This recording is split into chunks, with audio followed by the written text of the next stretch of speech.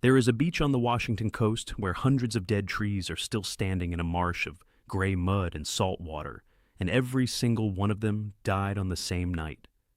Not over a season. Not over a decade. The same night. Scientists cut into the trunks and counted the rings backward, and every tree stopped growing at exactly the same point. And that point is the year 1700. No fire touched them. No disease. No logging crew. One night, the ground they were rooted in dropped several feet straight down. The ocean rushed in over land that used to sit safely above the tide, and an entire forest of western red cedar drowned standing up, in the dark, in winter, all at once. Local people call it the Ghost Forest, and it sits at a place called Copalis on the Washington coast, and for a long time nobody could explain what actually happened there. Now we know almost exactly what night it was, almost exactly how big it was, and almost exactly what caused it, and the answer is the same fault line sitting quietly offshore from Northern California to Vancouver Island right now, today, while people surf and fish and build vacation homes directly above it without a second thought. This episode is about that fault. It is called Cascadia, and it is the only fault in the lower 48 states capable of producing a full magnitude 9 earthquake. And the last time it did, it ended a forest in a single night and sent a wave all the way across the Pacific Ocean before a single person in North America knew anything unusual had happened. Start with the trees, because the trees are the proof, and proof beats speculation every time on this channel. Western red cedar is a slow, patient species. It can live for centuries in the right conditions, and the trees at Copalis were mature, healthy specimens, with no sign of stress in their growth pattern right up until the very end. Dendrochronologists, the scientists who read tree rings for a living, sampled trunks and root systems from dozens of these ghost trees along roughly 60 miles of coastline in Washington in the 1990s. Every sample told the same story, a normal ring for the growing season of 1699, and then nothing, no ring for the following year. That is the signature of sudden death, not gradual decline. A tree that is slowly dying from drought or disease produces stressed, uneven rings for years before it finally stops. These trees were fine, and then they were gone, all in the same narrow window between the fall of 1699 and the spring of 1700. Something dropped the coastline itself by a meter or more in a matter of minutes, low enough that salt water reached roots that had never touched salt water before, and the trees that had stood there for generations were dead within weeks. Here's the part that turns a strange local mystery into one of the great detective stories in modern geology. On the other side of the Pacific Ocean, in Japan, there are meticulous written records going back centuries, because Japanese coastal communities have always taken the ocean extremely seriously. In the records from the night of January 27, 1700, several villages describe a tsunami arriving with no warning at all. No earthquake was felt in Japan that night. Nothing shook. The water simply rose out of nowhere and flooded homes and fields, and the people who wrote it down had no explanation for it, because as far as they knew, a tsunami without an earthquake made no sense. They called it exactly that in their own way, an orphan wave, a flood with no parent quake to blame it on. For nearly 300 years, that record sat there as a curiosity, unconnected to anything on the other side of the ocean. Then, starting in the 1990s, a small group of scientists, most notably a Japanese seismologist named Kenji Satake and an American geologist named Brian Atwater, began asking a very simple question. What if the orphan tsunami had a parent after all, just not one anyone in Japan could have felt? An earthquake big enough, on a fault far enough away, could send a tsunami across an entire ocean while producing no shaking whatsoever on the opposite shore, because the wave travels through open water far faster and far farther than the ground motion does. They ran the numbers.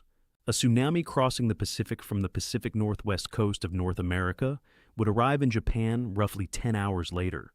They cross-referenced that timing against the tree ring data from Copalis and other ghost forest sites up and down the Washington and Oregon coast, and the two independent lines of evidence, one written down by hand in Japan, one locked inside the wood of drowned American trees, locked together almost perfectly. The earthquake happened on the evening of January 26, 1700, Pacific time. It ruptured the entire offshore fault at once. It was somewhere between magnitude 8.7 and magnitude 9.2. Most estimates land close to 9, and it sent a wave racing across the open Pacific that reached Japan roughly 10 hours later, with nobody in North America left alive to write down what had happened to them, because almost nobody lived along that coast to see it in the first place. That fault has a name. It is the Cascadia subduction zone, and subduction is the key word, because it describes a completely different kind of earthquake mechanism than the one most Americans picture when they think about the West Coast. Most people picture California, and specifically the San Andreas fault, where two enormous plates of crust are grinding sideways past each other along a nearly vertical crack.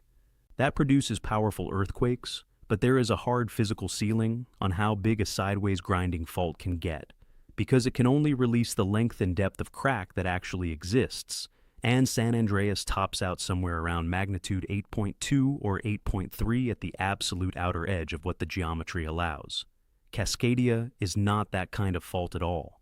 Off the coast of Washington, Oregon, and Northern California, an entire slab of ocean floor, part of what geologists call the Juan de Fuca Plate, is sliding directly underneath the continent, diving down into the earth at a shallow angle. For long stretches of time, that slab gets stuck against the North American plate above it. It does not slide smoothly, it locks. And while it is locked, the continent above it is slowly, invisibly being dragged downward and squeezed inland, the way you can bend a diving board by standing on the tip of it and pushing. That bending stores an almost unimaginable amount of energy across hundreds of miles of locked fault at once, not just along one crack, and when it finally lets go, it does not let go in one small patch. It can let go along the entire 700-mile length of the zone in a single event, which is exactly the kind of geometry that produces the largest earthquakes on the planet. The 1964 Alaska earthquake was this same style of subduction fault, and it remains the second largest earthquake ever recorded anywhere on Earth. Cascadia is built the same way, sitting directly off the coast of some of the most densely populated cities in the country, and it is the only fault of this type and this size located anywhere in the continental United States outside Alaska. So why does almost nobody think of the Pacific Northwest as serious earthquake country? Ask most Americans over 50 where the big one is supposed to happen, and they will say California every time without hesitation. That is not a foolish answer. California has produced plenty of destructive, well-documented earthquakes within living memory, and Hollywood has spent decades reinforcing the idea that the ground opening up under Los Angeles is the definitive American earthquake nightmare. But that belief, however reasonable it sounds, is incomplete in a very specific way.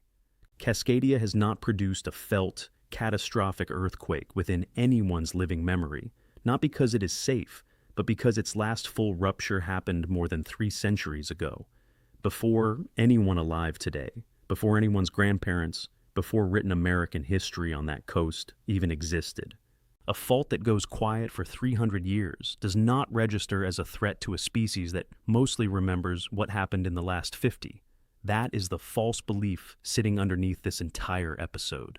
It is not that people think earthquakes cannot happen in the Pacific Northwest. It is that almost nobody realizes the region is capable of producing something significantly larger than anything California's most famous fault can physically generate, and that it already has within recorded human history, just not American recorded history. How do scientists know this has happened more than once? The tree rings and the Japanese records only tell the story of the most recent event, 1700. To understand the pattern, researchers turn to the sea floor itself.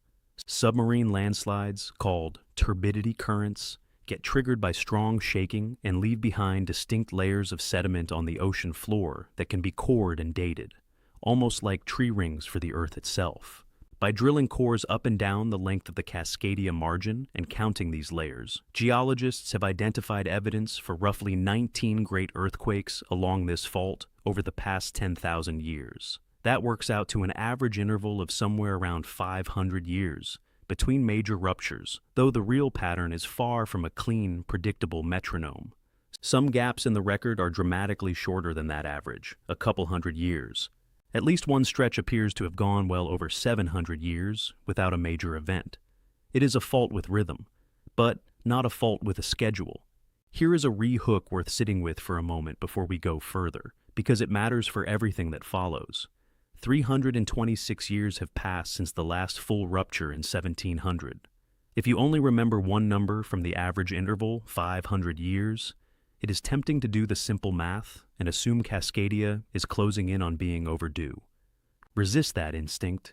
This channel does not deal in fake countdowns, and the honest science here does not support one either. The interval between Cascadia earthquakes has never behaved like a fixed clock.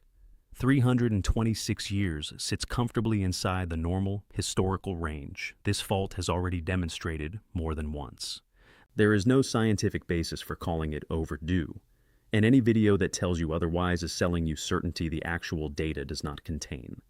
What scientists are actually doing about all of this is worth understanding because it is genuinely impressive and it is happening right now, today, while you watch this. The entire region is wired with instruments. GPS stations bolted into bedrock across Washington and Oregon measure ground movement down to a few millimeters a year, tracking exactly how much the coastline is being squeezed and bent by the locked fault beneath it, essentially watching the diving board bend in real time, year after year.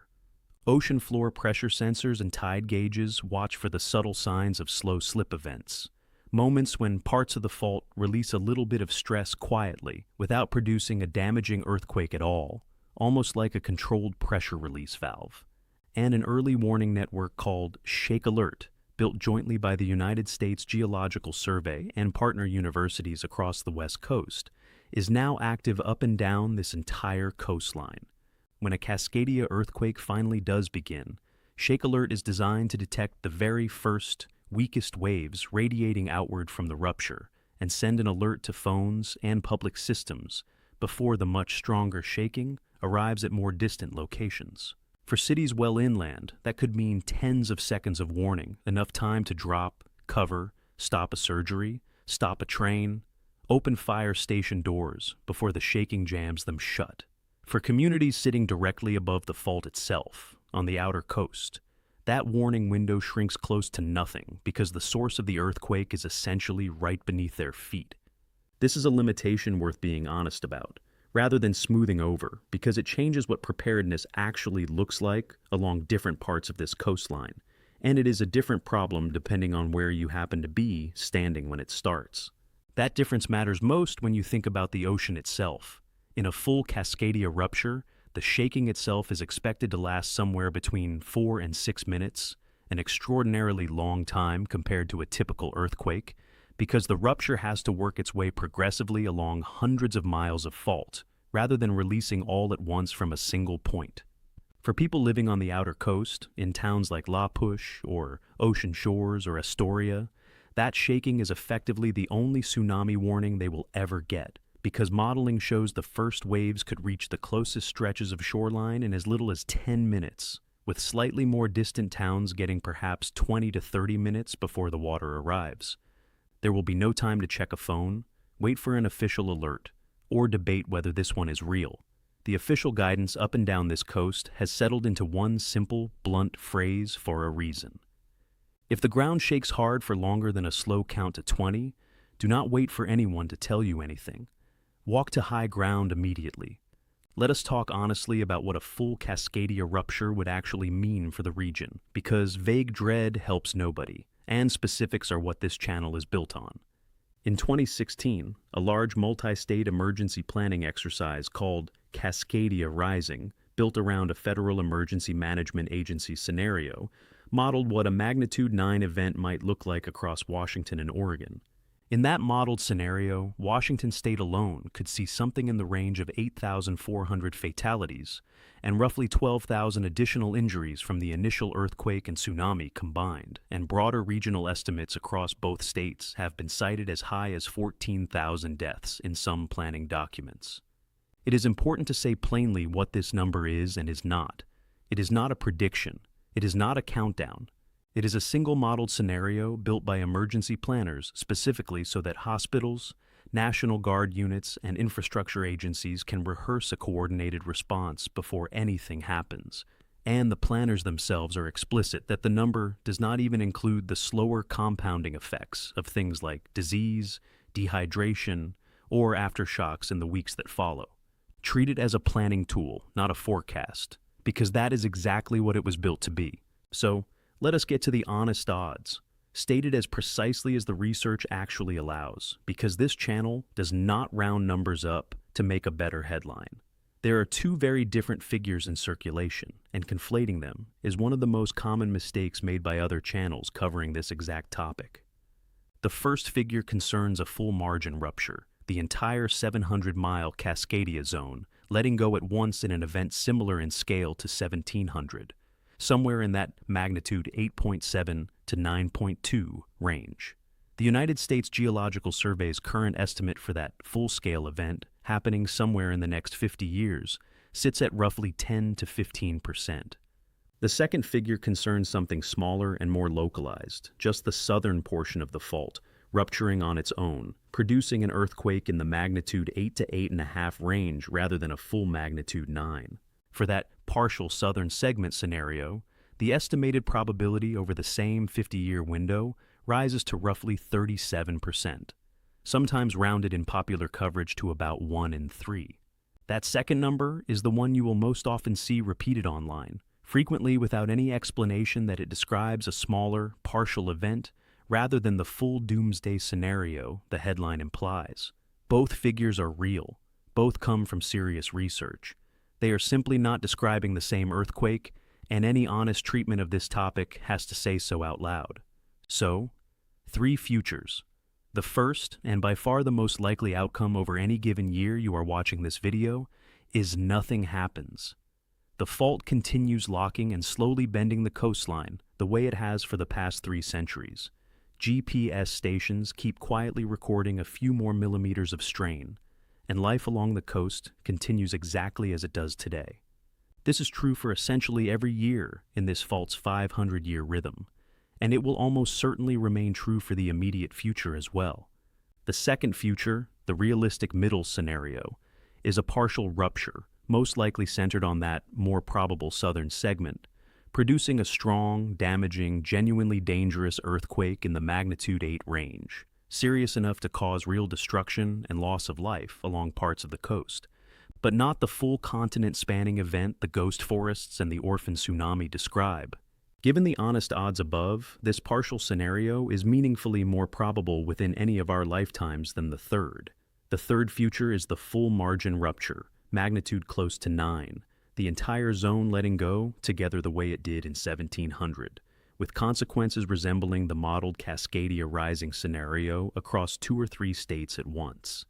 It is the least statistically likely of the 3 outcomes in any given decade, and it is also the only one capable of matching what those drowned cedar trees at Copalis are still standing there to prove happened before. Here is my honest opinion, after everything the research shows. This is not a story about panic. It is a story about a region that has quietly, methodically built one of the most sophisticated earthquake monitoring and early warning systems on the planet, aimed at a fault most of the country has never even heard of, because the scientists who study it take the ghost forests and the orphan tsunami exactly as seriously as they deserve to be taken. The honest odds do not point toward an imminent catastrophe. They point toward a fault that has done this before, will almost certainly do some version of it again on a timeline measured in centuries rather than years, and is being watched more closely with better instruments than at almost any point in human history. That is not a reason to be afraid every time you stand on that coastline.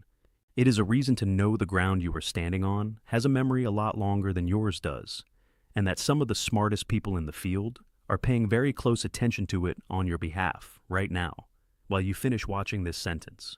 Now I want to hear from you, because this channel is built on the stories our viewers actually carry with them, not just the ones in the textbooks. If you have ever lived anywhere along the Washington, Oregon, or Northern California coast, or if you have family there, tell me honestly in the comments, did anyone ever actually talk to you about Cascadia before today? Or was this genuinely the first time you had heard the full story? And for everyone watching from somewhere else entirely, here is a harder question. Think back to the last time you personally underestimated a risk, simply because you had never seen it happen in your own lifetime. I want the real memory, not the easy answer, because that instinct, the same one that keeps most people thinking California is the only serious earthquake country in America, is exactly the instinct this episode is asking you to set aside for a few minutes. If this video actually taught you something you did not know walking in, do the simple thing and hit like right now, because it genuinely helps a small, independent channel like this one get placed in front of the people who need to see it. And if you want to stay with us, hit subscribe, because the very next story on this channel goes back to a mountain that most Americans over 50 already remember vividly from their own lifetime. A mountain that did not just erupt, but blew its entire north face outward in under a minute, reshaping the landscape in front of live television cameras, and is, right now, quietly rebuilding a new dome of solid rock inside the crater it left behind. The ground beneath America is speaking. Make sure you are listening.